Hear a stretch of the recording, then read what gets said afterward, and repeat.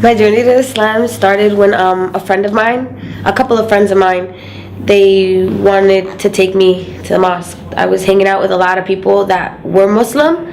They didn't behave as Muslims, but they were Muslim. So the first initial group. And then alhamdulillah, I met a sister that is still very near and dear to me. And she actually took me to the masjid, alhamdulillah. But it all started, me wanting to go to the masjid came from me wanting something better for my kids. I was looking for something better for my kids because my life was very disorganized. You know, I come from a household where my mother was a drug addict. My father was a cartel. He was in the Colombian cartel. He got 30 years in jail. My mother died from a heroin overdose. So my lifestyle was very similar to them, and I was going down that path. And I didn't want to leave my kids the way my mother left us. So the more I reflected on that, that kind of pushed me to look for something, like, you know, for something. And when I was hanging out with them, they told me that being Muslim was about just believing in one God. And that was appeasing to me. You know, I didn't have to have any statues, and it's just one God. And I got curious. That's where it started.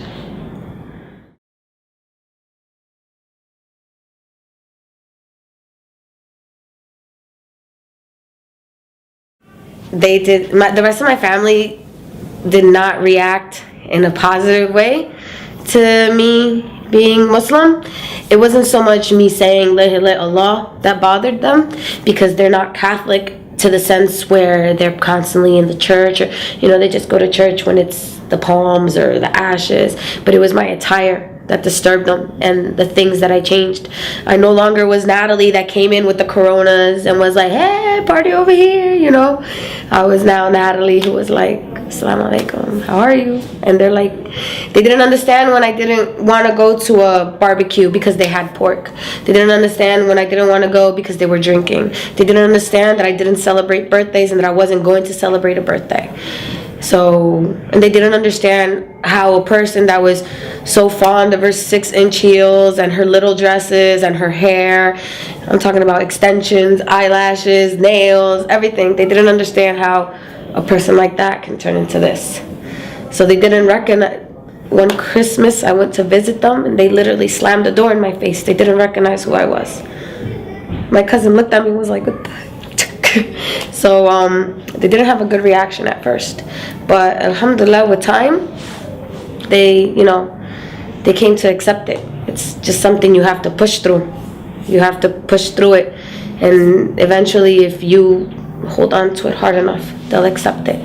You know, I compared my dress attire to that of the Virgin Mary. I'm like, how do you pray to her and it's okay for her to dress like that? This is supposed to be the person that you think is the greatest woman on earth, you know, and you don't want me to dress like her. And that kind of shut them up.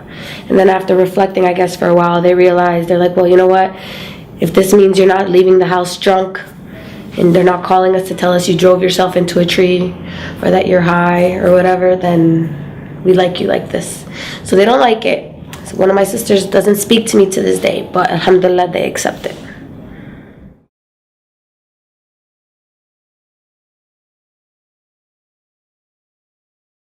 My first Ramadan was extremely difficult for me. Extremely difficult because I was new to Islam. I didn't have that many sisters in Islam. And, well, I had a lot of sisters, but I didn't know a lot of sisters, like to go to iftars and this and that. And it was my first year wearing hijab. It was in the summer. It was extremely long hours.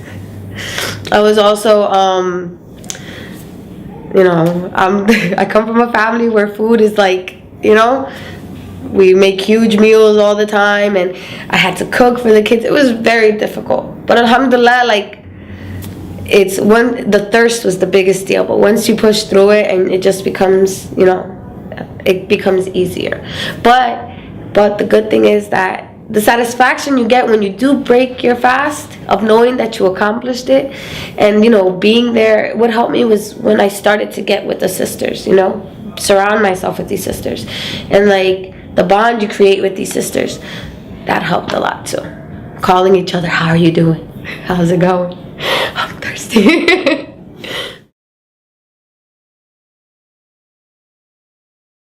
the one thing I love about Islam is I love my sisters in Islam. And I also love the promise of something better at the end, because nobody wants to do this forever, right?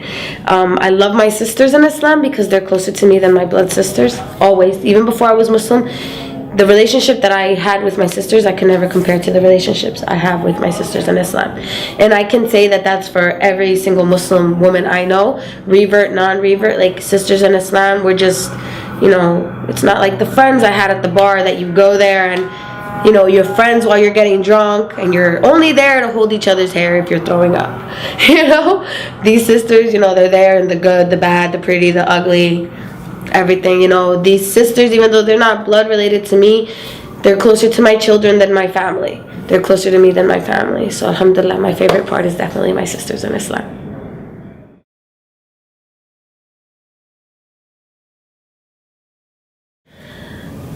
One piece of advice I'd give Latinas is look, when you read the Quran, read it, and don't just read it, like reflect on it. Think about it. For Latinas, especially in my country, Colombia, it's very important, our appearance, our hair, our makeup, like our whole society is about how these women look, and that's the hardest thing. That's one thing that I know Latin women are like, what? Oh no, I'm not putting that on my head. I'm not walking around like that. No. You gotta think that you're more than that. You're more than what you look like. The person that looks at you has to see something else, and you have to realize that you're striving for something better at the end.